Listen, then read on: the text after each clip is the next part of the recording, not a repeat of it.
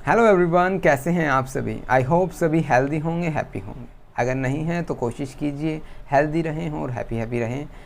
Oh, this is our last video of MPC 003. My name is Ankush चिप्टान. Welcome on our YouTube channel Conceptual Study Point.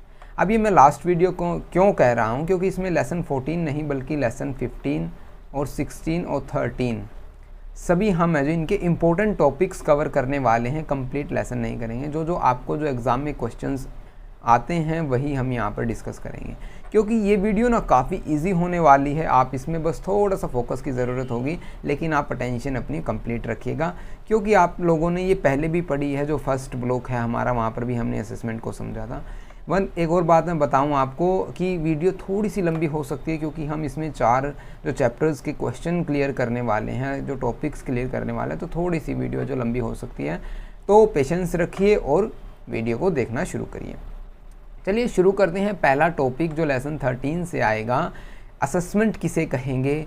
Assessment वैसे तो यहाँ पर जो question आएगा वो personality assessment से आएगा, लेकिन मैंने अंडरस्टैंडिंग के लिए सबसे पहले आपके सामने रखा असेसमेंट किसे कहेंगे। अगर आपने फर्स्ट ब्लॉक नहीं देखा है तो अब आप यहाँ पे समझ लीजिए। असेसमेंट का एग्जाम्पल हमने वहाँ पर क्या लिया था, सबसे बेस्ट एग्जाम्पल है स्कूल असेसमेंट का।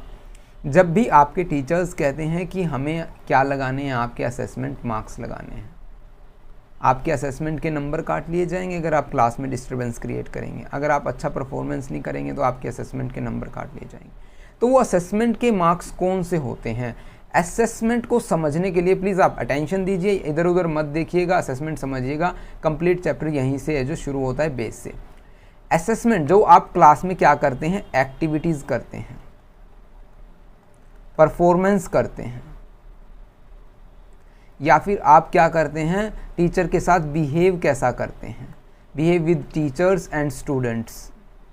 स्टूडेंट्स के साथ आपका कैसा बिहेव है। क्या आप डेली यूनिट टेस्ट होते हैं, जो वीकली टेस्ट होते हैं या मंथली टेस्ट होते हैं या हाफ ईयरली जो टेस्ट होते हैं, उनमें आपकी परफॉर्मेंस कैसी है, आपके मार्क्स कितने हैं।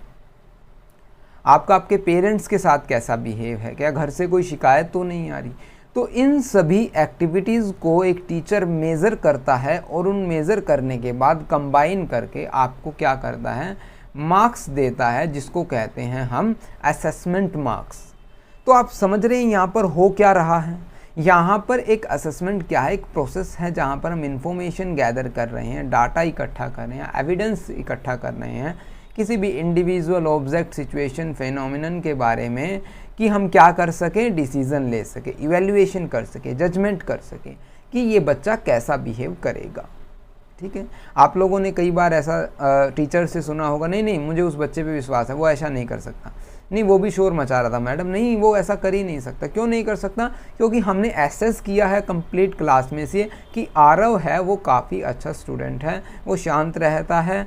शांत रहने का मतलब ये नहीं वो अच्छा है, लेकिन एक टीचर्स के पॉइंट ऑफ व्यू से जो आपने सुना है, ठीक है, कि ये सुनाता है क्लास में, घर से होमवर्क करके लेके आता है, अपने पेरेंट्स का कहा मानता है, मेरे भी ऑर्डर्स को फॉलो करता है, तो वो क्या कहेंगी, मैंने इसको एसेस किया हुआ है, मैंने इसकी असेसमेंट की हुई है। तो वहाँ पर वो जजमेंट करेगी, इवेलुएट करेगी, डिसीजंस करेगी। आई होप आपको असेसमेंट का जो मीनिंग यहाँ से बिल्कुल क्लियर हो गया होगा। डेफिनेशन आप समझ लीजिए, डेफिनेशन में कुछ भी नहीं है, बस एक सिस्टमेटिक प्रोसेस को डाल दिया जाता है। ठीक है, डेफिनेशन अब आप पढ़ लीजिएगा। अब आती है बात पर्सनैलिटी असेसमेंट की। पर्सनैलिटी असेसमेंट क्या होगी।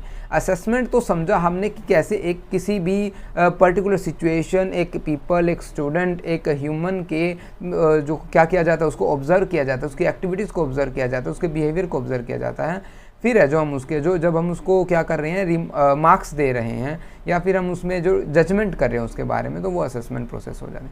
पर्सनैलिटी असेसमेंट में क्या होता है, हमारा फोकस होता है किसी भी इंडिविजुअल के पर्सनैलिटी ट्रेट्स, गुणों को समझना।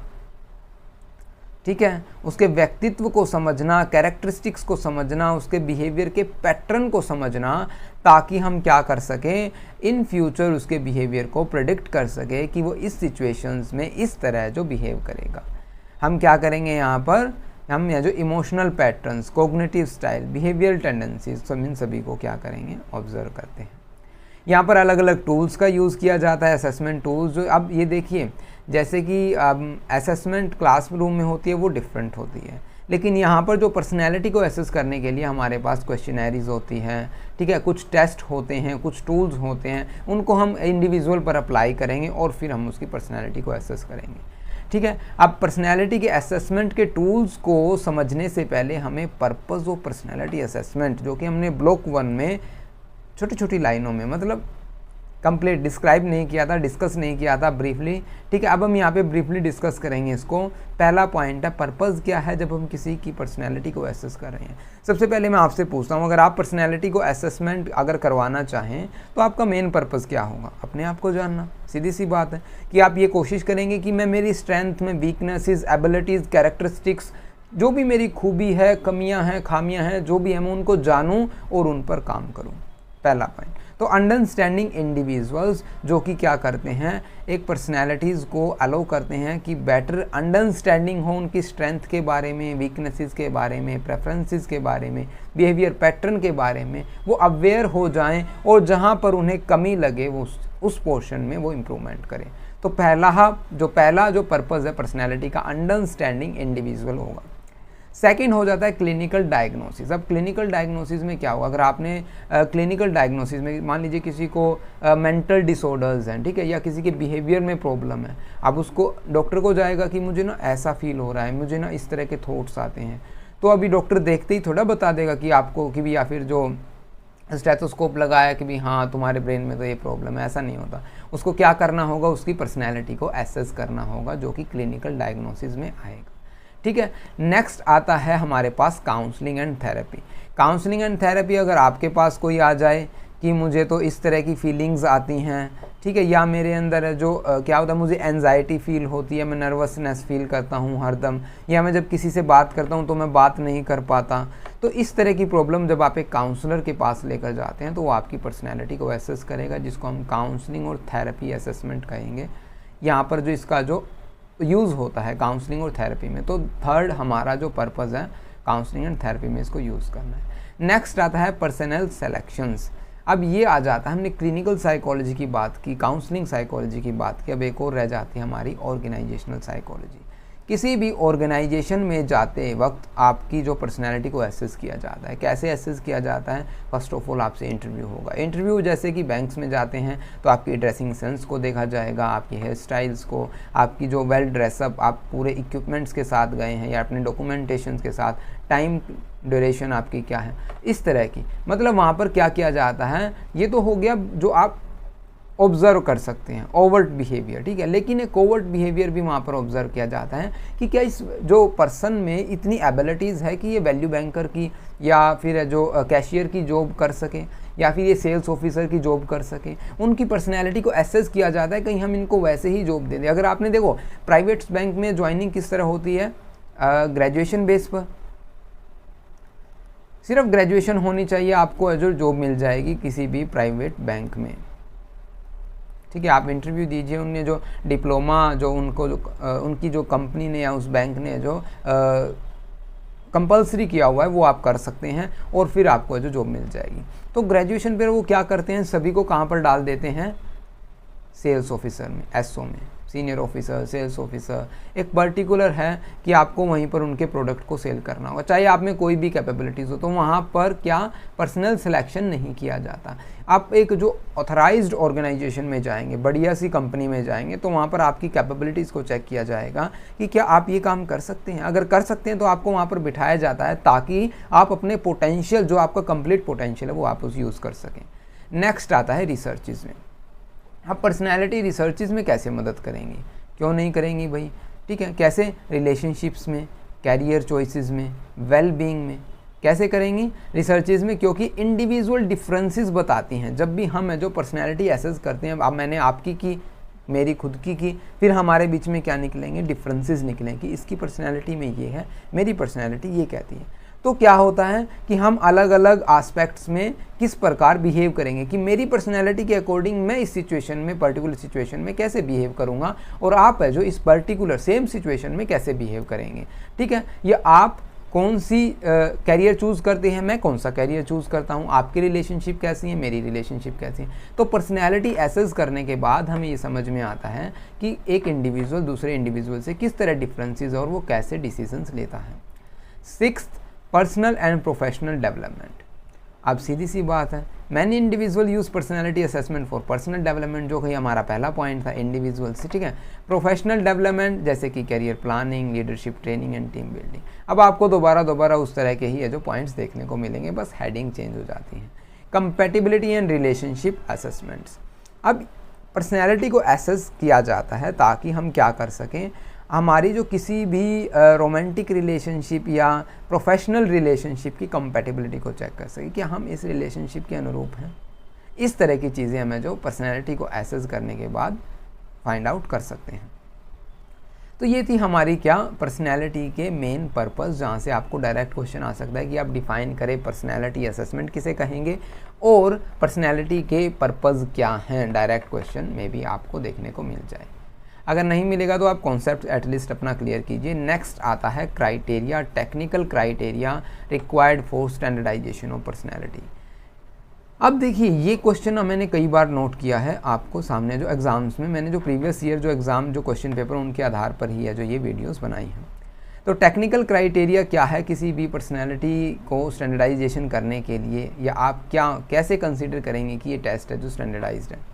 सीधी सी बात है, अगर आपने आज से पहले कभी आपने रिसर्च पढ़ी हो तो आपको शायद ये आसानी से समझ आ जाएगा। अगर नहीं आएगा तो आप घबराइएगा मत, हम रिसर्च में दोबारा ये करने वाले हैं। यहाँ पर सिर्फ आपको ओवरव्यू मिल जाए, सिर्फ आपको पता होना चाहिए किस तरह किसी भी टेस्ट को, टूल को, ठीक है, तो उनको क्या किया जाता है, स्टैंडर्डाइज्ड किया जाता है ताकि हम उनको क्या करें, माने और उनके साथ कंपेयर करके हमारे रिजल्ट्स को कंपेयर किया जाए और ये पता लगाया जाए सही क्या है। स्टैंडर्डाइजेशन अगर आप लोगों को पता है तो मैंने प्रीवियस वीडियोस में समझाया था। क्या समझाया था, मान लीजिए हमारे पास 1 किलो है, तो यहाँ पर जो किलोग्राम हमने डाला 1 किलोग्राम है SI यूनिट हमारी, ठीक है। अगर आप 9th 10th में पढ़े हैं, सभी ने पढ़ा होगा, 10th में भी आता है।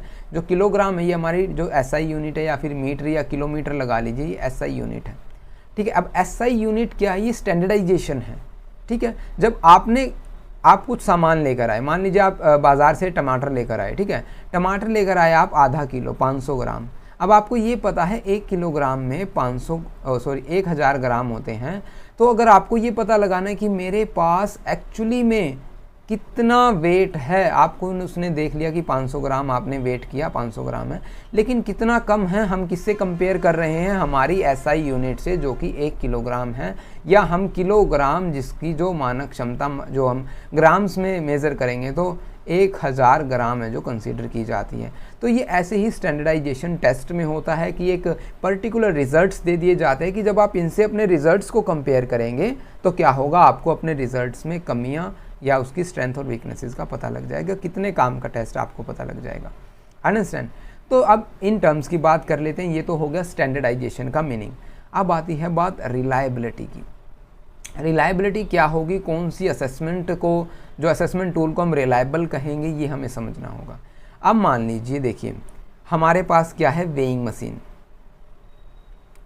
क्या है ये हमने बना ली वेइंग मशीन,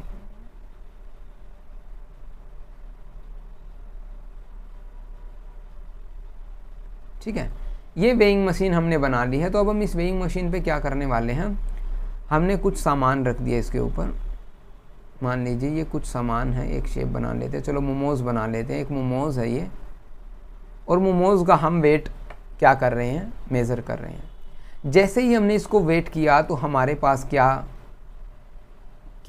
आ रहा है, मतलब कितना बड़ा बनाए हम इसको, कितना, मान लीजिए 500 ग्राम्स, काफ़ी बड़ा हो जाता है बाकी मोमोज़ इतना। तो 500 ग्राम का हमने एक मोमोज़ बना लिया, ठीक है। हमने उसको वेट किया, हमारे पास है जो वेट ऑब्टेन हुआ कितना, 500 ग्राम। अब हमने 500 ग्राम ऑब्टेन किया इस वेइंग मशीन पर, हमने दूसरी वेइंग मशीन उठाई, ठीक है, और उस पर भी इसको वेट किया, तो वहाँ पर भी क्या आ रहा है, 500 ग्राम, ठीक है। या फिर हमने एक और मोमोज़ उठाया, बिल्कुल सेम इसी शेप का, इसी स्टफ़ से हमने उसको फिल किया हुआ है, और उसको भी हमने मेज़र किया, उसका भी वेट 500 ग्राम आ रहा है। तो यहाँ पर हम क्या कह रहे हैं कि ये जो मशीन है ये क्या है, रिलायबल है। कि एक हमने क्या किया, इस वाले मोमोज ए और मोमोज बी को यहाँ पर मेज़र किया इस मशीन पे भी और इस मशीन पे भी, दोनों पर आ गया 500 ग्राम। ठीक है, दो मोमोज का अलग अलग मशीन पे कर लिया या एक ही मशीन पे कर लीजिए, कोई इशू नहीं है। अगर मैं आपको सिंपली बताना चाहूँ तो यहाँ पर रिलायबिलिटी का क्या मतलब है, जब हमारे पास किसी एक टेस्ट का रिज़ल्ट सेम आए, सेम कंडीशन में, सेम इंडिविजुअल पर, और फिर आफ्टर सम टाइम हम फिर उस पर अप्लाई करें फिर भी सेम आए, तो हम कहेंगे कि वो टेस्ट वो रिलायबल होगा। क्या कहेंगे? कंसिस्टेंसी शो करे, स्टेबिलिटी शो करे असेसमेंट रिजल्ट्स की। ठीक है, एक बार और दोबारा एग्जांपल से समझते हैं। हो सकता है आप यहाँ पर अभी कंफ्यूज हो गए हों, मे बी पॉसिबल, तो एक और एग्जांपल से समझते हैं। देखिए, IQ के बारे में अभी आपने सभी ने समझा, पढ़ रखा है। IQ किसे कहते हैं? That is IQ is equal to MA/CA × 100। ठीक है, ये मेज़रमेंट करते हैं हम IQ को। अब IQ को मेज़रमेंट ऐसे करते हैं, ये हमें पता है। हमने अब जो किसका मेज़र करेंगे, राम का IQ मेज़र करते हैं, राम। ओके, अब ये राम है ना, जो राम का जब हमने IQ मेज़र किया तो हमारे पास कितना IQ आता है? 115 लगा लीजिए, 115 इसका IQ आ जाता है। हमने फिर इसको मेज़र किया, फिर 115 आ जाता है, फिर मेज़र किया 115 आ जाता है। तो हम क्या कर रहे हैं, जितनी बार भी हम इस टेस्ट को, इस राम के IQ को मेज़र कर रहे हैं, तो हमारे पास सेम वैल्यू आ रही है, रिजल्ट्स हमारा कंसिस्टेंटली सेम वैल्यू शो कर रहा है, तो हम कह सकते हैं ये टेस्ट क्या होगा, रिलायबल होगा। Understand? To meet this criteria, assessment technique should yield consistent score when administered repeatedly to the same individual or group under similar conditions। क्या होगा? सेम इंडिविजुअल होगा या सेम ग्रुप होगा, सिमिलर कंडीशंस पर जब हम एक ही व्यक्ति के टेस्ट को बार बार, एक ही व्यक्ति के IQ को बार बार IQ इस वाले फॉर्मूले से मेज़र कर रहे हैं, तो हमारा IQ यही आ रहा है, तो हम ये कह सकते हैं कि ये टेस्ट है जो रिलायबल होगा। अंडरस्टैंड? मुझे लगता है अब आपको समझ आ गया होगा। अगर अभी भी ना समझ आए तो कमेंट कीजिएगा, हम आपको फिर समझाएंगे। ठीक है, अब आ जाती है बात वैलिडिटी की। वैलिड का मतलब क्या होगा? वैलिड का मतलब होगा, अब जो ये हमारे पास IQ टेस्ट है, आप इसको क्या बोलेंगे? IQ टेस्ट बोल सकते हैं, IQ टेस्ट। ठीक है, ये हमारे पास फॉर्मूला है, हम इससे जो क्या कर रहे हैं, मेज़र कर रहे हैं। अब ये IQ टेस्ट क्या मेज़र करेगा? IQ को ही मेज़र करेगा। अगर ये इमोशनल इंटेलिजेंस को मेज़र करने लग जाए तो क्या होगा? ये वैलिड नहीं होगा, नॉट वैलिड। ठीक है, कहने का मतलब ये है, अगर हम IQ टेस्ट है हमारे पास, तो वो अगर IQ ही मेज़र कर रहा है तो हम कहेंगे कि वो वैलिड है। अगर हमारे पास पर्सनैलिटी असेसमेंट है, इंटेलिजेंस ही मेज़र कर रहे हैं, इंटरेस्ट मेज़र कर रहे हैं, इंटरेस्ट इन्वेंट्री है मान लीजिए कोई, या job satisfaction scale, JSS, job satisfaction scale के बारे में अगर आपने सुना है, तो ये क्या करेगा? सेटिस्फैक्शन लेवल चेक करेगा किसी भी एक एम्प्लॉय की। अगर वो ऐसा करता है तो वो टेस्ट वैलिड होगा। ठीक है, वो स्केल वैलिड होगा, अदरवाइज वो वैलिड नहीं होगा। बिल्कुल सिंपल। ठीक है, ये था reliability, validity. Standardization involve use of consistent and uniform procedures when administrating and scoring assessment। सभी के लिए एक यूनिफॉर्म प्रोसीजर होगा। ठीक है, हम वैल्यूज़, एक पर्टिकुलर वैल्यूज़ दे दी, जैसे कि अब किलोग्राम की बताई मैंने, क्या है, हमने इस यूनिट को ना स्टैंडर्डाइज कर रखा है। अब वर्ल्ड में आप कहीं जाइए, ये ऐसा ही यूनिट है, इसको वेट में किलोग्राम ही मेज़र किया जाएगा।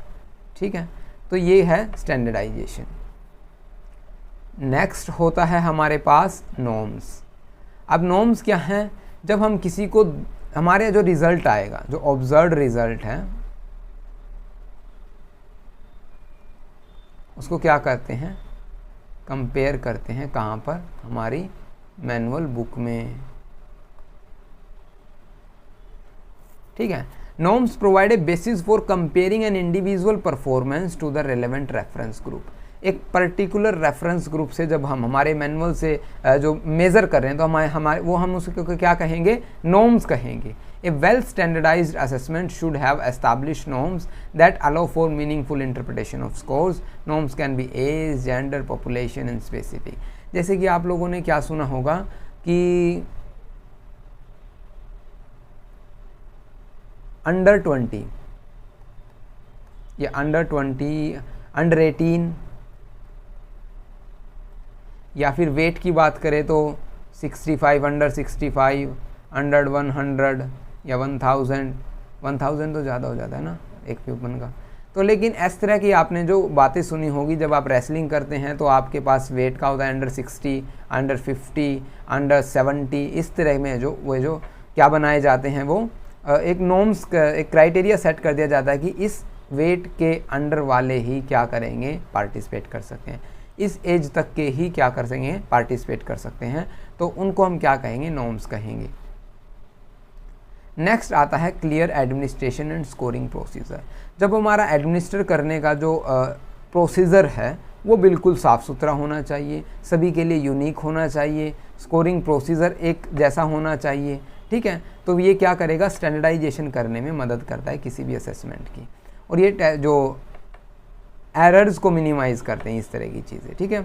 टेस्ट फेयरनेस, टेस्ट फेयरनेस किसे कहेंगे कि टेस्ट है वो सोशली, कल्चरली या सब्जेक्टिव नहीं होना चाहिए, कल्चरली बाइज नहीं होना चाहिए, सोशो इकोनॉमिक बाइज नहीं होना चाहिए। ऐसा नहीं है कि हमने कोई टेस्ट या असेसमेंट का क्या बनाया, टूल बनाया हमने, मान लीजिए क्या बनाया था हमने, JSS, जॉब सेटिस्फेक्शन स्केल, और जब हम इसको अप्लाई कर रहे हैं तो ये क्या किन पर सही रिजल्ट दे रहा है, जिनकी इनकम 1 लाख से कम है, बिलो 1 लाख, या आप कह सकते हैं बिलो 5 लैक्स, ये उन पर तो सही काम कर रहा है। लेकिन जिनकी 15 लैक्स है पर एनम, उन पर ये काम कर नहीं रहा, तो इट मीन्स ये क्या होगा, इकोनॉमिक बायस हो जाएगा। या हमने कहाँ पर, मान लीजिए कोई टेस्ट हमने हिंदू रिलीजन पर, हिंदू जो कल्चर है उन पर है जो अप्लाई किया, या फिर मुस्लिम कल्चर पर अप्लाई किया, या फिर हम सिख के कल्चर पर अप्लाई करते हैं, या फिर जो क्रिश्चियन होते हैं शायद, है ना, जो क्रिश्चियंस पर अप्लाई कर रहे हैं, तो ये ऐसा नहीं होना चाहिए कि हम इस पर अप्लाई कर रहे हैं, इस धर्म पर, तो इस पर नहीं होगा, इस पे अप्लाई कर दिया तो इस पे नहीं होगा, ऐसा नहीं होना चाहिए। कल्चर बायस नहीं होना चाहिए, एक टेस्ट है तो सभी पर अप्लाई होना चाहिए, ठीक है। तो ये टेस्ट फेयरनेस कहलाएगी।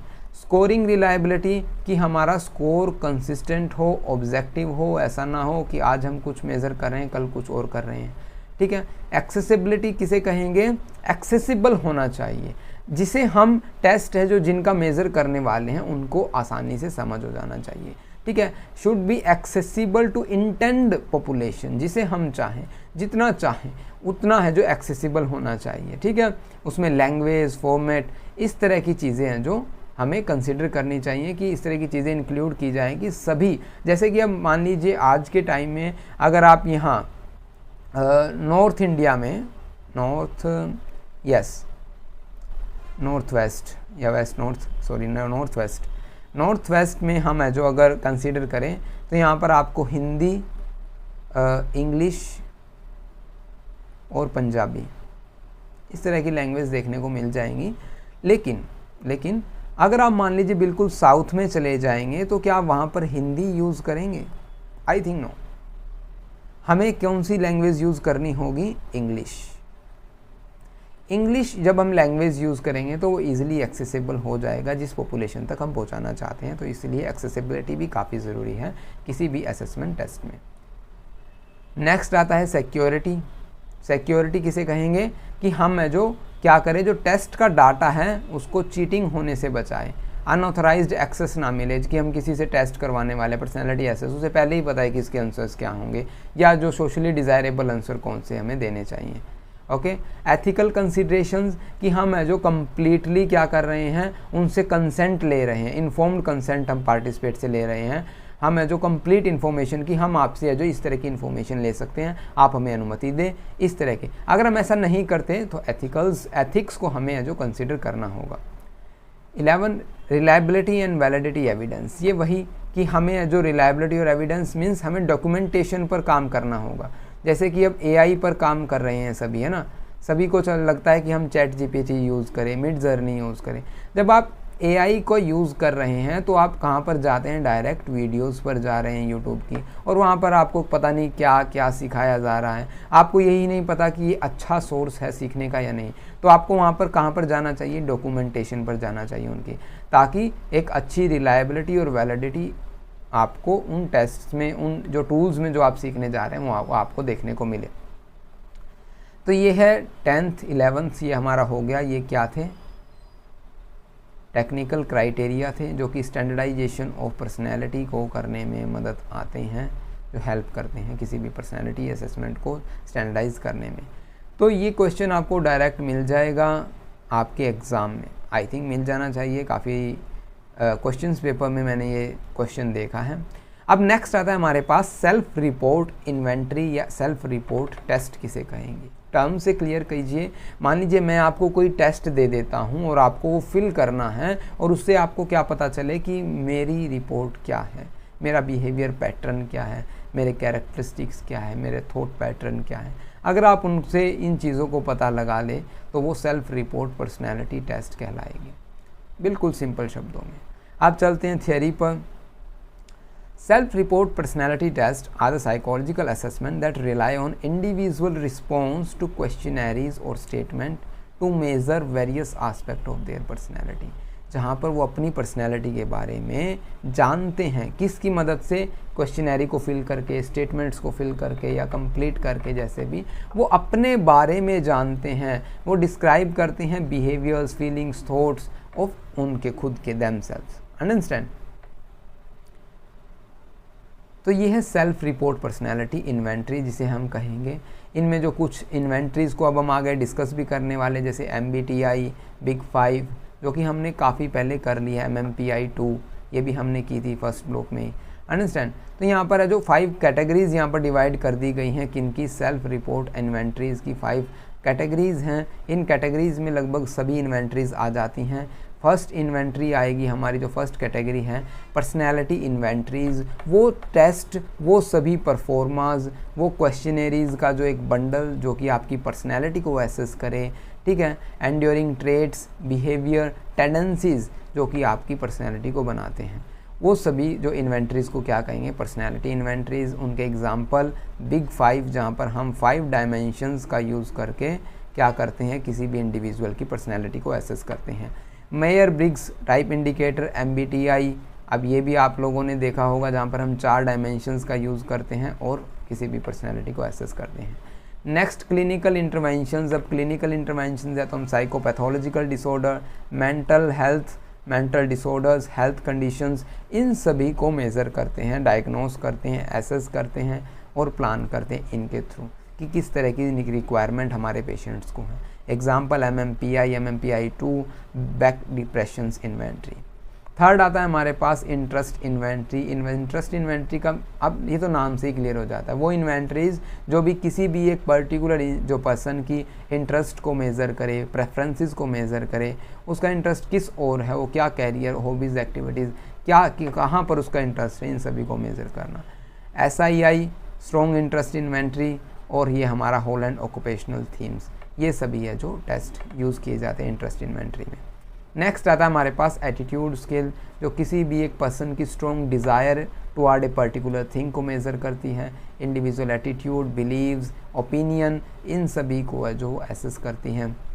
लिकर्ट स्केल, जैसे कि आप अगर आपने देखा है तो जैसे कि एक एटीट्यूड स्केल्स का एक एग्जांपल है, जैसे कि मान लीजिए आपने ये क्या मिल जाता है रेटिंग का, कि आपने हमारा प्रोडक्ट ख़रीदा है, आप इसको रेट करें, सॉरी इनको स्टार बना दो भाई, स्टार अब मेरे को तो ऐसे ही बनाने आते हैं, ठीक है, ये स्टार बना दो, तो आप कौन सा किस तरह रेटिंग करना सोचेंगे इसको, 1, 2, 3, 4 और 5 किस तरह आप रेटिंग करेंगे।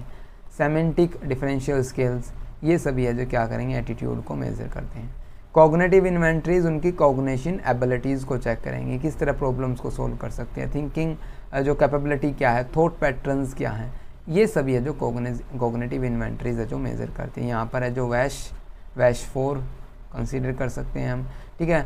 RPM Raven progressive matrix test, ये थी हमारे पास 5 कैटेगरीज पर्सनैलिटी सेल्फ इन्वेंट्रीज़ की, ठीक है। अब आ जाती है बात एक सिंगल ट्रेट के बारे में। सिंगल ट्रेट किसे कहते हैं? अब ये सिंगल ट्रेट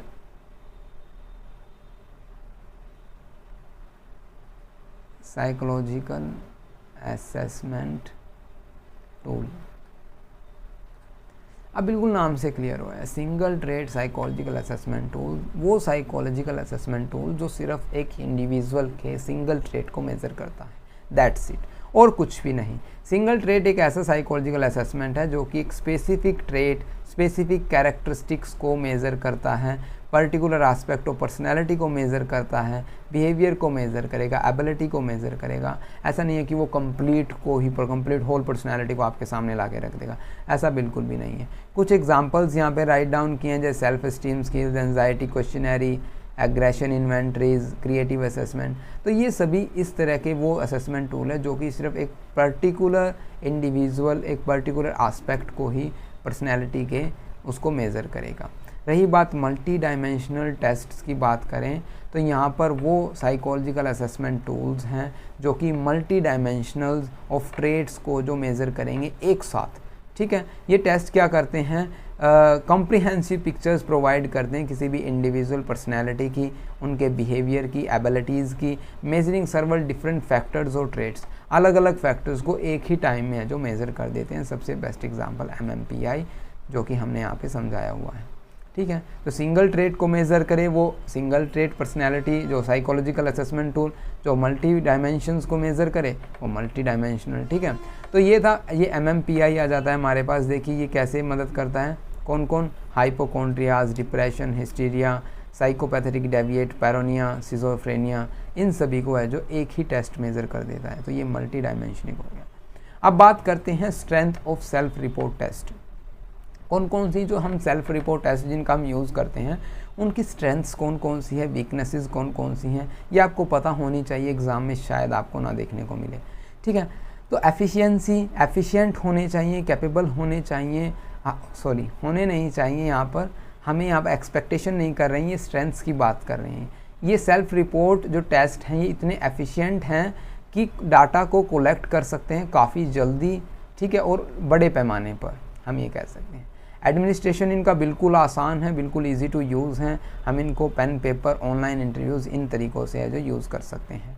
प्राइवेसी होती है यहाँ पर ज़्यादा। देखिए जब हम सेल्फ इन्वेंट्रीज जो अपने क्लाइंट को फिल करने के लिए बोलते हैं तो वो उन जो टेस्ट्स को देखता है उनको फील होता है कि हाँ मुझे यहाँ पर है जो प्राइवेसी फील हो रही है, ठीक है। तो इन प्राइवेसी और एनोनिमिटी होती है, इंडिविजुअल में हो सकता है फील करें कि उनकी जो पर्सनल और सेंसिटिव इन्फॉर्मेशन एक्सपोज नहीं की जाएगी, ठीक है। वो ज़्यादा कंफर्टेबल होते हैं कि अपनी सारी पर्सनल सेंसिटिव इन्फॉर्मेशन को बता दे। क्यों बता दे? क्योंकि ये टेस्ट हैं, ये प्राइवेट रखते हैं उनकी इन्फॉर्मेशन को, ठीक है। स्टैंडर्डाइजेशन देखिए, अब many self report test are standardized ensuring consistency in administrating and scoring. ये टेस्ट है ना, बहुत जितने भी लगभग टेस्ट हैं ये सभी स्टैंडर्डाइज्ड हैं, इनके स्कोर्स में कंसिस्टेंसी देखने को मिलेगी, एडमिनिस्ट्रेशंस काफ़ी अच्छा है जैसा कि हमने बताया था आप लोगों को, ठीक है। एक्सेसिबिलिटी की बात करी थी हमने, यहाँ पर देखिए अलग अलग पॉपुलेशन पर हम इनको जो क्या कर सकते हैं, अप्लाई कर सकते हैं। कॉस्ट इफेक्टिव हैं, ये अदर असेसमेंट टूल्स की कंपैरिजन में काफ़ी कॉस्ट इफेक्टिव होते हैं। तो ये कुछ स्ट्रेंथ्स हैं, ये आपको सिर्फ पता होनी चाहिए, एग्जाम के पॉइंट ऑफ व्यू से मैंने यहाँ पर नहीं डाली। वीकनेसेस की बात करें तो यहाँ पर रिस्पॉन्स बाइजनेस आपको देखने को मिल सकता है। हो सकता है कि आपको जो रिस्पॉन्स देने वाला है, आपका क्लाइंट है, जो इस तरह रिस्पॉन्स दे ताकि आप उसे एक्सेप्ट करें, सोसाइटी उसे एक्सेप्ट करे। लिमिटेड इंसाइट का मतलब क्या है कि अब मान लीजिए क्लाइंट चाहता ही नहीं कि वो अपनी जो बातों को एक्सपोज करे या अपनी फीलिंग्स को बाहर रखे, तो जितना वो चाहेगा कि मुझे तो बस इतना ही बताना है, आपको उसकी विलिंगनेस पर काफ़ी डिपेंड करता है। तो यहाँ पर हमें लिमिटेड इंसाइट्स देखने को मिल सकता है, ठीक है। क्वेश्चन वर्डिंग, देखिए क्वेश्चन वर्डिंग हो सकता है कई बार हम जो कॉम्प्लेक्स वर्ड्स का यूज़ करते हैं, एम्बिगिशियस क्वेश्चंस का यूज़ करते हैं या जार्गन्स का यूज़ करते हैं, जिससे कि क्या होगा, अनरिलायबल रिस्पॉन्सेज आपको देखने को मिलेंगे, क्लाइंट है जो परेशान हो जाएगा।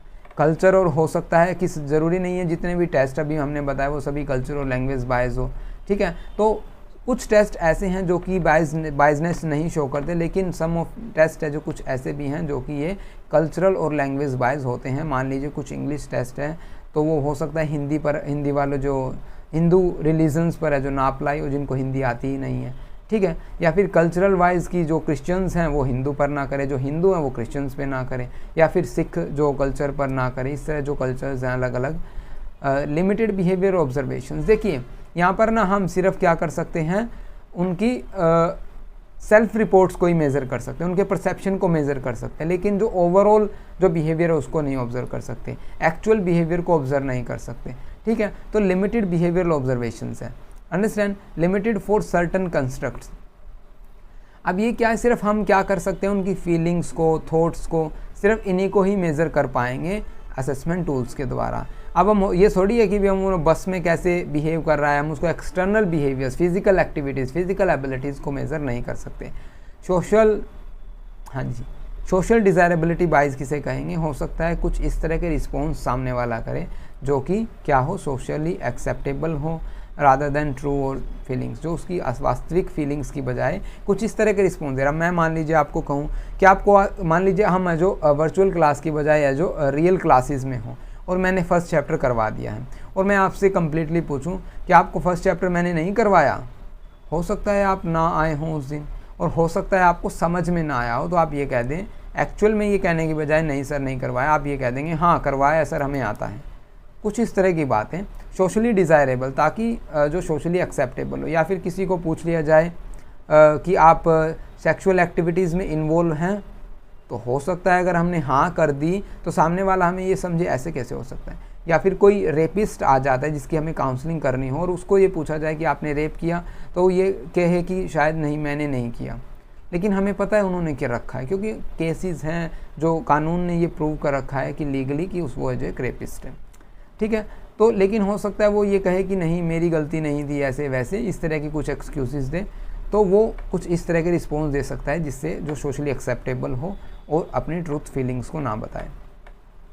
अब कुछ यहाँ पर मेथड्स बताए गए हैं जो कि हम वीकनेसेस को है जो इनकी को दूर कर सकते हैं, किनको, जो सेल्फ रिपोर्ट टेस्ट है उनकी। कौन सा सबसे पहला मेथड होगा कि हम एक टेस्ट की बजाय, एक असेसमेंट मेथड की बजाय मल्टीपल असेसमेंट टूल्स को यूज़ करें, ताकि हम उनको कंपेयर कर सकें और फिर रिजल्ट्स को बता सकें कि ये हमारा टेस्ट है जो काफ़ी सही है या रिजल्ट्स ये बिल्कुल सही है।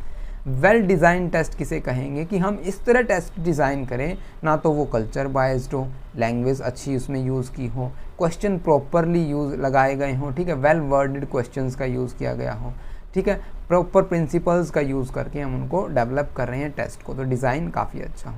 क्लियर इंस्ट्रक्शंस दे दी जाए, जितना कम कन्फ्यूज़न हमारे क्लाइंट को होगा, किसी एक इंडिविजुअल को होगा, उतनी बेहतर तरीके से वो रिस्पॉन्स करेगा। ओके, कल्चरल सेंसिटिविटी, हमें जो इस तरह जो कल्चर जो बायस्ड टेस्ट है उनका उपयोग नहीं करना चाहिए, हमें कल्चरल सेंसिटिव जो टेस्ट है उनका यूज़ करना चाहिए, जो अनबायस्ड हैं, ठीक है, उन टेस्टों का हमें जो यूज़ करना चाहिए। ऑनेस्ट रिस्पॉन्स के लिए हमें उनको क्या करना चाहिए, एनकरेज करना चाहिए कि आप ऑनेस्ट रिस्पॉन्स कीजिए, आपकी प्राइवेसी को प्राइवेट रखा जाएगा, आपके जो रिस्पॉन्सेज हैं उनको बिल्कुल प्राइवेट रखा जाएगा, किसी के साथ भी है जो हम उसको क्या नहीं करेंगे, शेयर नहीं करेंगे। एजुकेट रिस्पॉन्सेज, हम उसको क्या करें, एजुकेट करें कि आपको सही रिस्पॉन्स देंगे तो कौन कौन से बेनिफिट्स हो सकते हैं, आप अपने आप के बारे में कितना जान पाएंगे, तो हमें उनको जो एजुकेट करना होगा उनके रिस्पॉन्सेज के बारे में, ये जो बेनिफिट्स हैं होते हैं। ये तरीके थे जिनके थ्रू है जो हम क्या कर सकते हैं, ओवरकम कर सकते हैं जो वीकनेसेस हमने डिस्कस की थी स्ट्रेंथ और वीकनेसेस में। अब आती है बात measure to avoid faking in self result. अब कैसे हम फेक रिस्पॉन्सेज को मेज़र करेंगे सेल्फ रिपोर्ट टेस्ट में, फोर्स चॉइस क्वेश्चंस का यूज़ करके, ठीक है, कि आपको जो जबरन जवाब देना ही होगा, चाहे आप कुछ भी जवाब दीजिए, तो उन क्वेश्चंस का यूज़ करके हम जो क्या कर सकते हैं, अवॉइड कर सकते हैं फेक रिस्पॉन्सेज को। या फिर हम लाई स्केल्स को इंक्लूड कर दें या डिसेप्शन स्केल्स को इंक्लूड कर दें, उन स्केल्स की मदद से क्या कर सकते हैं, हम उनकी डिसऑनेस्टी को मेज़र कर सकते हैं कि कहाँ पर उन्होंने जो झूठ बोला है। रैंडमाइज आइटम, जितनी भी टेस्ट में आइटम है, एक तो बच्चा क्या करे, मान लीजिए उसको पता हो कि ऐसे ऐसे जो टेस्ट होता है, लेकिन हम क्या करें, रैंडमली उसमें जो आइटम्स को मिक्स कर दें जिसमें कि उसको रिस्पॉन्स थोड़ा सा डिफ़िकल्ट हो जाएगा। इस तरह से हम क्या कर सकते हैं, उनके जो फेक रिस्पॉन्सेज हैं उनसे बच सकते हैं। कुछ इंपॉर्टेंट पर्सनैलिटी इन्वेंट्री जो कि हम ऑलरेडी डिस्कस कर चुके हैं हमारी प्रीवियस वीडियोज़ में, तो अब हम यहाँ पर टाइम नहीं लगाएंगे, बस एक बार वैसे मैं आपको थोड़ा थोड़ा बताऊँगा। जैसे कि बिग 5 हमें ओशियन से हमें इसको पता है, और हमने ओशियन में क्या समझा था, 5 जो डायमेंशंस हैं उन पर हमने जो स्टडी की थी। यहाँ पर जो हमारे 4 डायमेंशंस हैं इन पर हमने स्टडी की थी MBTI में, ठीक है, MMPI हो गया, 16PF California, Eysenck personality assessment California, Q test, ये सभी कुछ इन्वेंट्रीज है, ये आप अपने आप पढ़ लीजिएगा, कुछ खास बात नहीं है, लेकिन आपको समझेंगे तो आप ये समझ आ जाएगा। हो सकता है आपको 2 मार्क्स का, लेकिन आएगा नहीं, मुझे 100% श्योर हूँ मैं, यहाँ से क्वेश्चन आपको नहीं आएगा। अब बात आती है हमारे पास जो लास्ट जो टॉपिक रहता है हमारे पास बिहेवियरल असेसमेंट और उसके कैरेक्टरिस्टिक्स की बात करते हैं।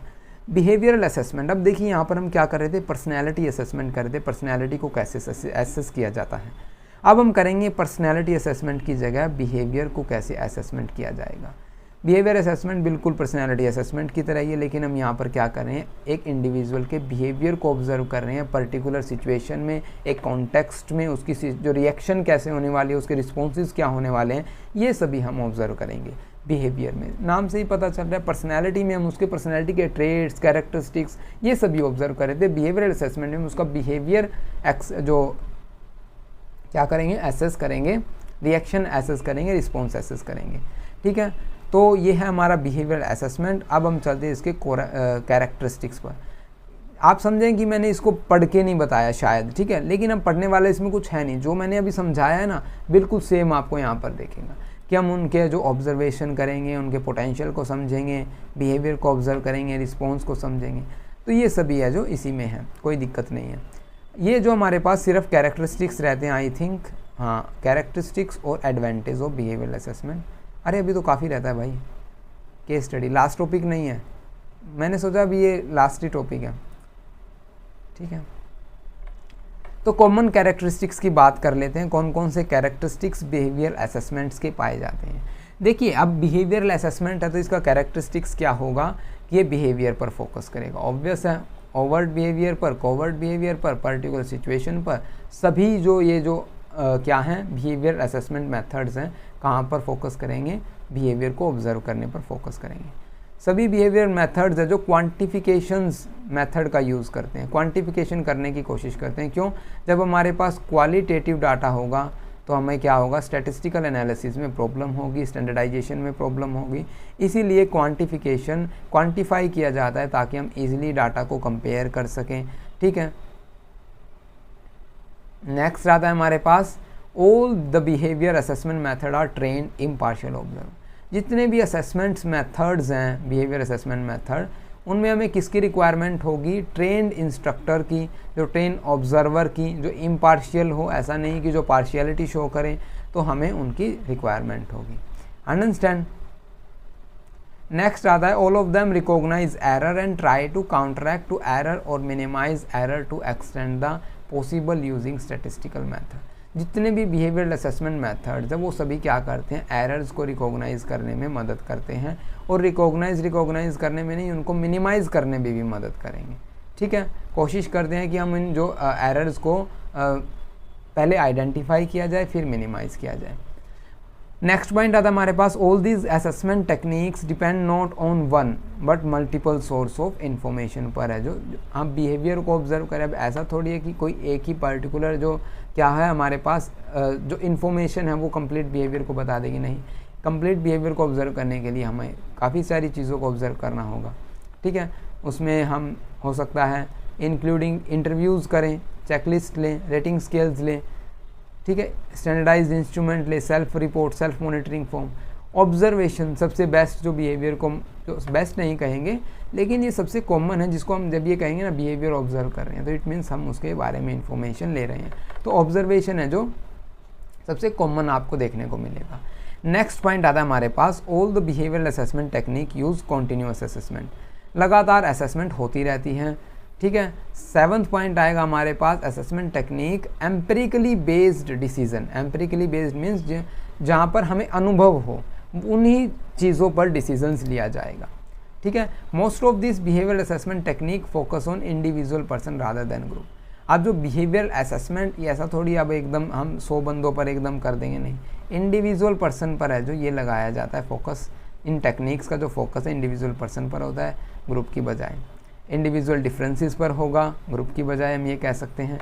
All behaviour assessment technique not only look the causes, सिर्फ कॉजेज़ को देखते देखते नहीं है, फाइंड आउट नहीं किया जाता, बल्कि उनके सॉल्यूशन या उन प्रॉब्लम्स को सोल्व भी किया जाता है। ठीक है, तो ये थे कैरेक्टरिस्टिक्स ऑफ बिहेवियर असेसमेंट, और ये हमने कवर किया। यहाँ से आपको हो सकता है एग्ज़ाम में क्वेश्चन देखने को मिल जाए। अब हम जल्दी से कवर करते हैं एडवांटेज ऑफ बिहेवियरल असेसमेंट के एडवांटेज क्या हैं। अब behavioural assessment objective in nature हैं, मेजरेबल हैं, ठीक है, टेलर्ड इंटरवेंशंस हैं, डाटा ड्राइवन हैं, बिल्कुल सिंपल एडवांटेज है, ये आप कीजिएगा, बिल्कुल सिंपल लैंग्वेज में लिख रखे हैं, कोई इशू नहीं है। लिमिटेशन, बिहेवियर को ऑब्जर्व करने के लिए टाइम कंज्यूम सबसे ज़्यादा होता है। जब हम किसी को ऑब्जर्व करते हैं, अब पता थोड़ी है अब वो कब कौन सा बिहेव करेगा, तो हमें टाइम कंज्यूम करना पड़ता है।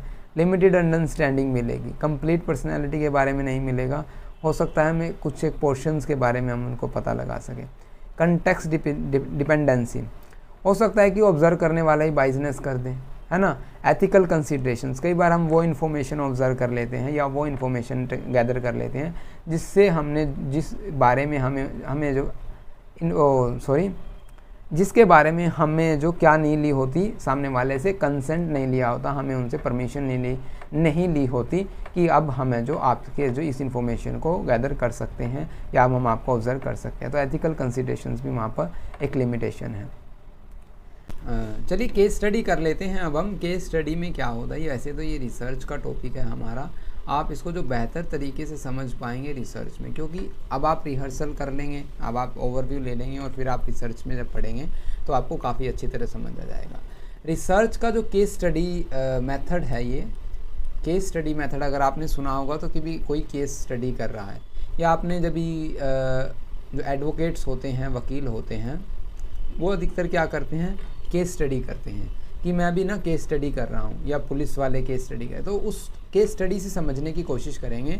जब एक पर्टिकुलर उनके पास क्या आती है, फाइल आती है, एक पर्सन आता है, मान लीजिए ओसामा बिन लादेन आ गए और उसकी फ़ाइल को स्टडी किया जा रहा है, एक छोटे से छोटी इन्फॉर्मेशन उसको स्टडी की जा रही है, तो वहाँ पर क्या कर रही है, इन डेप्थ कॉम्प्रिहेंसिव एग्जामिनेशन की जा रही है स्पेसिफिक इंडिविजुअल की, ग्रुप की, इवेंट की, फिनोमिनन की। तो जब हम किसी भी ग्रुप, इंडिविजुअल, इवेंट, इन सभी चीज़ों की इन डेप्थ इन्फॉर्मेशन निकालते हैं, इन डेप्थ इन्फॉर्मेशन स्टडी करते हैं, तो उस मेथड को कहा जाता है केस स्टडी मेथड। अंडरस्टैंड। अब आपको ये तो समझ आ गया होगा, जब आप इन डेप्थ केस स्टडी कर रहे हैं तो वो क्वालिटेटिव रिसर्च मेथड कहलाता है, क्वांटिटेटिव नहीं होता। अंडरस्टैंड। अब कुछ इनके पर्पज़ हैं केस स्टडीज़ के, कौन कौन से पर्पसेस हैं कि हम जो एक्सप्लोर कॉम्प्लेक्स फिनोमिना, हम इन्वेस्टिगेट करते हैं रियल लाइफ सिचुएशंस को जो काफ़ी कॉम्प्लेक्स होती है, जैसे कि मान लीजिए शिज़ोफ्रेनिया के केसेस हैं, उनकी किसी एक पर्सन की है जो केस स्टडी कर रहे हैं, फिर दूसरे की कर रहे हैं, फिर हमें पता चला कुछ इस तरह के सिम्टम्स हैं जो हमने पहले कभी नहीं देखे, लेकिन इसको हम क्या करेंगे, एक नाम दे देंगे, उस नाम को हम क्या कहेंगे, जनरेट हाइपोथेसिस, कि एक पर्टिकुलर केस स्टडी जो आज से पहले हमने कभी देखा नहीं, एक इंडिविजुअल पर्सन के बारे में हमने क्या की, स्टडी की, और वहाँ से कुछ सिम्टम्स निकलते हैं, फिर उस सिम्टम्स का रिकॉर्ड बना लिया जाता है, फिर कोई एक केस आता है और उन केसेस की मदद से हम एक हाइपोथेसिस क्रिएट करते हैं जो कि हमारी रिसर्च में काफ़ी मदद करती है। कंटेक्चुअल अंडरस्टैंडिंग, मतलब एक कंप्लीट एक ना, मतलब कॉन्टेक्स्ट में जो एक कंप्लीट कॉन्टेक्स्ट, सिंगल कॉन्टेक्स्ट की है जो इन डेप्थ है जो इन्फॉर्मेशन आपको है जो मिल जाती है। इन्फॉर्म्ड थियरी, अब थियरी को बिल्ड करने में सीधी सी बात है, अब आपने कॉन्सेप्ट तो बना लिया, आप थियरी को डेवलपमेंट भी कर सकते हैं, रिफाइन भी कर सकते हैं, ये सभी केस स्टडीज़ में होती है। मान लीजिए आप किसी थियरी में कुछ जो बदलाव करना चाहते हैं, तो इट मीन्स आपको सबसे पहले जो एक कॉन्सेप्ट उठाना होगा। मान लीजिए अब आप केस स्टडी के बारे में ही कि अब केस स्टडी होती क्या है, तो आप केस स्टडी की इन डेप्थ नॉलेज लीजिए और जो भी आपको जो बदलाव करने हैं, फिर आप जो नई हाइपोथेसिस क्रिएट करेंगे, उसको जो प्रूफ करेंगे, तब आप जो उसमें जो बदलाव कर पाएंगे। एग्जामाइन रेयर और यूनिक केसेस, जैसे कि मैंने अभी शुरुआत में ही उठाया, सिज़ोफ्रेनिया के केसेस हो गए, या कोई एक पर्टिकुलर केस स्टडी की जा रही है जहाँ पर हमें जो यूनिक केसेस की मदद, यूनिक केसेस को एग्जामाइन करते हैं, ठीक है। जैसे कि कोविड आया था तो कहाँ कैसे हो रहा था कि पर्टिकुलर जिस बंदे में वो सिम्टम्स हैं, उससे पहले कहाँ पर हुए, उससे पहले कहाँ पर, उससे पहले, फिर हम इन डेप्थ नॉलेज ली, तुमने कैसे कैसे किया, फिर हमें पता चला कि ये तो जो क्या है, संक्रमण से फैलता है। तो फिर ये जो यूनिक केसेस एग्जामाइन करते हैं हम, रेयर केसेस और यूनिक केसेस को। अब टाइप ऑफ केस स्टडीज़ की बात कर ले तो टाइप ऑफ केस स्टडीज़, वैसे तो काफ़ी टाइप्स हैं केस स्टडीज़ के, लेकिन हम यहाँ पर 3-4 करेंगे बस, बाकी हम रिसर्च में करेंगे। डिस्क्रिप्टिव केस स्टडी, जो हमें क्या करे, डिस्क्राइब करे किसी भी एक पर्टिकुलर किसके बारे में, केसेस के बारे में, एक इंडिविजुअल के बारे में। इन केस स्टडीज़ का aim to provide to detailed account of specific cases, एक पर्टिकुलर केसेस हमने ले लिया, जैसे कि सिज़ोफ्रेनिया का केस उठा लिया, हमने उसकी स्टडी की, डीपली स्टडी की, हमें इस बात से कोई मतलब नहीं होगा कि हमारे रिजल्ट्स क्या आएंगे, ठीक है। हम रिजल्ट्स को ना गौर फरमाते हुए सिर्फ उन केस स्टडी के बारे में बताएंगे कि ये डाटा हमें मिला, ये हमने ऑब्जर्व किया है, तो उन केस स्टडी को डिस्क्रिप्टिव, जहाँ पर हम चीज़ों को डिस्क्राइब कर रहे हैं सिर्फ, ओके, जैसे कि हिस्ट्री, सिम्टम्स, ट्रीटमेंट क्या होगा, दैट्स इट। एग्जाम्पल आप अपने आप पढ़ लीजिएगा। एक्सप्लोरेटरी, एक्सप्लोर करना, ठीक है, एक्सप्लोर करना, जहाँ पर हम क्या कर रहे हैं, there is a limited prior research is on subject, किसी पर पहले ही रिसर्च हो चुकी है। मान लीजिए हम कहेंगे कि पीपल्स बैड वर्ड क्यों यूज़ करते हैं, ठीक है, why people use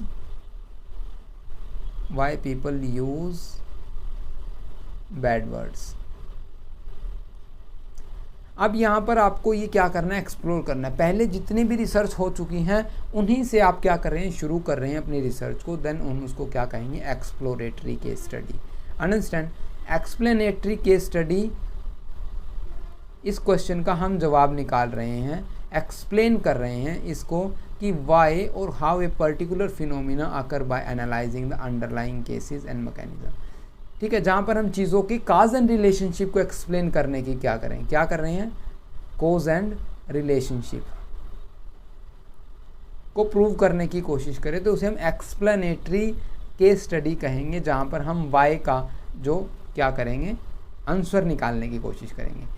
multiple case study किसे कहेंगे, multiple case study involve study of 2 और more cases to draw comparison, contrast and pattern across them. वहाँ पर हम क्या करेंगे, कंपैरिजन करने के लिए, उनके जो बीच में कौन सा पैटर्न, उनको एनालाइज करने के लिए हम केस स्टडीज़ करते हैं। तो ये सिंपल था केस स्टडी, ये था हमारा 4th ब्लॉक में से जितना मुझे इम्पोर्टेंट लगा, जितना मैंने कोशिश की आपको समझाने की कोशिश की है। नोट्स की बात करूँ तो आपको 9 रुपीज़ पर PDF है जो पे करना होगा। कैसे करना है, आप हमसे व्हाट्सएप पर कांटेक्ट कर सकते हैं, हमारी ईमेल आईडी पर कांटेक्ट कर सकते हैं, टेलीग्राम ग्रुप पर आप हमें ज्वाइन कर सकते हैं और चैनल को सब्सक्राइब कर सकते हैं अगर आपकी मर्ज़ी है तो। अगर आप फर्दर वीडियोस चाहते हैं, टेलीग्राम ग्रुप पर सिर्फ आपको इन्फॉर्मेशन मिलेगी कि ये वीडियोस आने वाली हैं, ये नोट्स अपलोड हो जाएंगे, ठीक है, इस तरह की इन्फॉर्मेशंस। तो व्हाट्सएप और ईमेल पर आप ये जान सकते हैं कि कैसे, किस प्रोसेस से आप है जो नोट्स को एक्सेस कर सकते हैं। अगर कंटेंट ज़रा भी अच्छा लगे या ना लगे तो आप हमें कमेंट करके ज़रूर बताइएगा। अगर आपको कुछ भी लगे, आपकी राय क्या है, कमेंट ज़रूर कीजिएगा। हो सकता है हमें भी इम्प्रूवमेंट की ज़रूरत है और आपको भी इम्प्रूवमेंट की ज़रूरत है। तो चेंज करते रहिए अपने बिहेवियर में, सीखते रहिए नई नई चीज़ें, अपने हेल्थ को जो हेल्दी रखें, है ना, खुश रहें। Thank you for watching this video, have a nice day.